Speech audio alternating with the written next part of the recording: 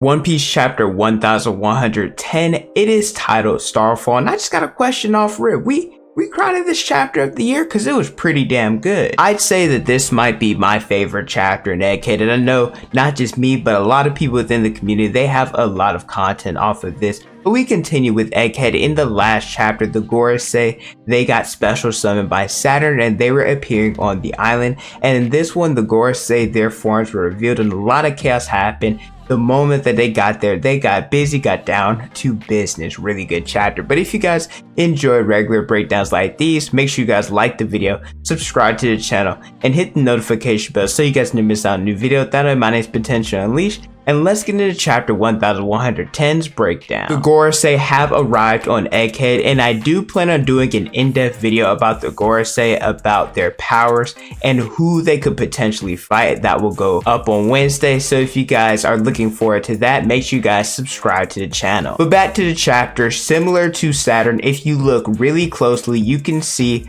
some of the numbers on the transformation circle. It's like really hard to tell, so you guys are just gonna have to trust me on this one. If the circles indeed define strength, as a lot of us speculate, then the strength order from weakest to strongest would be Saturn, Mars, Valkyrie, Venus, and Jupiter. Another form of evidence, which I'll address a little bit later in the video, when they were introduced from Saturn to Jupiter. So the theory a lot of people in the community have brought up about strength being the closest to the sun, that might be out of the window. And another form of evidence for this is because Jupiter, he was the member of the Gorosei that remained there with Luffy in order to try and eat him. Only 3 minutes have passed since Vegapunk announced the 10-minute countdown, meaning that there are 7 minutes remaining for the Gorosei to try and stop the broadcast. This is where the Gorosei, their forms were revealed. Saturn, he is the Guki, Mars is the Itsumade, Valkyrie is the Fangxi, Nuzjuro is the Bokotsu, and Jupiter is the Sandworm. We saw all the forms in their glory with a full double spread, the first time in 9 to 10 years since Dressrosa, which if you guys were wondering, that would be the Sun Cups with the Grand Fleet. I think my personal favorite is Mars transformation, which is the Itsumade. To me, that looks the best. Another thing I want to mention, that these guys, they appear to be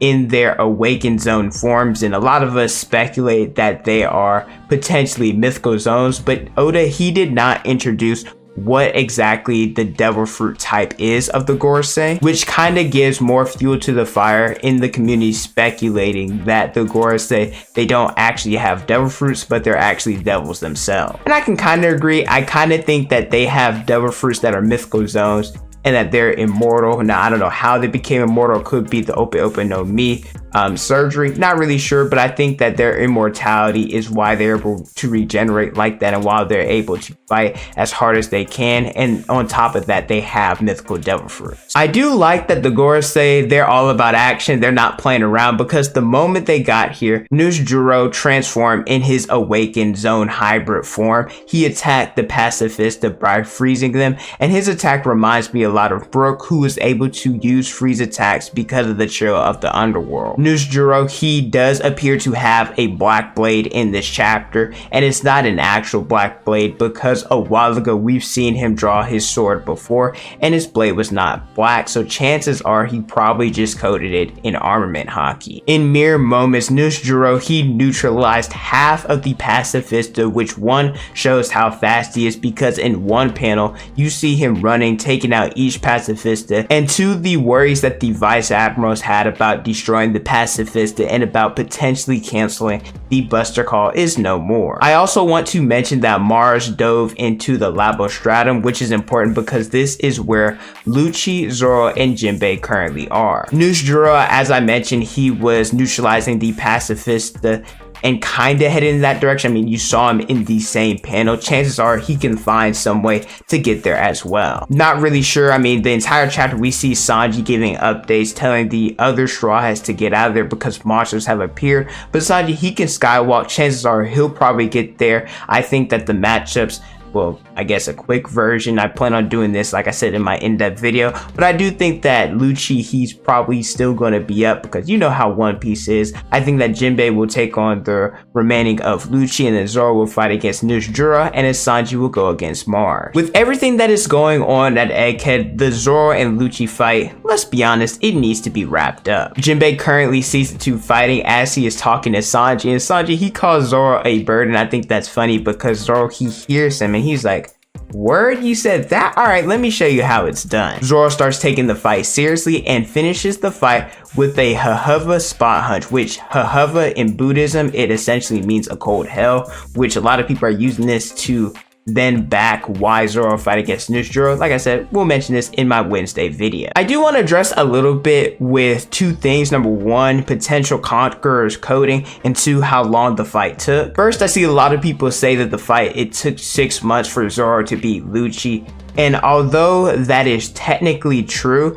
they're also not necessarily saying the whole truth, as they're just trying to push their agenda. Because yes, technically it took from chapter 1091 all the way to chapter 1110, which spans a total of 19 chapters, and it took about 6 months for them to drop. However, it doesn't include the context of why it took 19 chapters, because 8 of them included the Kuma flashback, and it doesn't even include the weekly Shonen Jump breaks that we got and the Oda breaks that we got as well. And if you include those, that's more like 3 or 4 months of One Piece that has nothing to do, well, number one with the break, and number two with the flashback, and nothing to do with Zoro versus Lucci. So in actuality, it took Zoro more like 2 or 3 months instead of the 6 months that a lot of people are trying to push. People are also forgetting that this is Zoro's character, especially post time skip. He's not the type of person to go all out. Need I remind you, there's Hyozu, there's Monet, Pika, heck, even a pretty good example would probably be most recently Apu and Wano. When he was clashing with Apu and then Zoro got serious, he one-shotted him. This isn't anything new. I don't know why so many people are making such a big deal about this,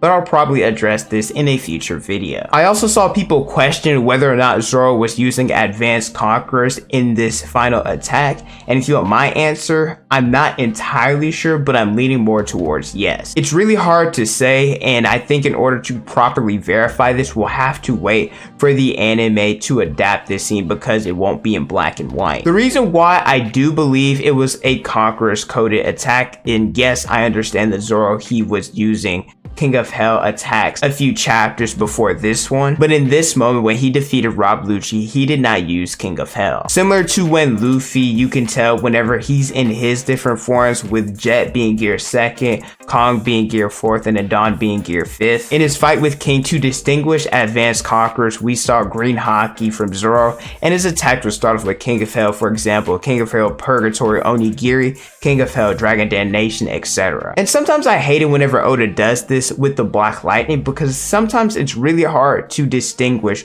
whether or not somebody is using advanced conquerors. Just to clarify, I do personally think that Zoro, he did use advanced conquerors in this fight. However, I think King of Hell, that version, is the strongest possible version of advanced conquerors that Zoro can use. Last thing I want to mention includes Dory and Brogy. Jupiter ends up eating Luffy and tries to go underground. However, Dory and Brogy save him with a Sun Saw attack. I love the fact that Dory and Brogy talk about how because Luffy is the sun god, him being in the belly, or I guess in darkness, that is not a place for him. I think that's pretty cool. And I also love seeing Luffy's reaction, and Dory and Brogy as well, to seeing each other after such a long time. I didn't include everything about the Gorosei in this breakdown. As I mentioned, I plan on doing an in-depth video about them in a video on Wednesday. And also I plan on doing another Lucci versus Zoro video because I made one at the beginning of the fight, and now I want to make one now that the fight has concluded. Thank you guys so much for watching. Don't forget to like, comment, and subscribe. Hit the notification bell so you guys never miss out a new video. Find me on Instagram, Twitter, and TikTok. It's on the screen and in the description below. And also let me know which Gorosei's form that you guys like the best. Like I said, the Itsumade, that is definitely my favorite form. And don't forget to unleash your potential.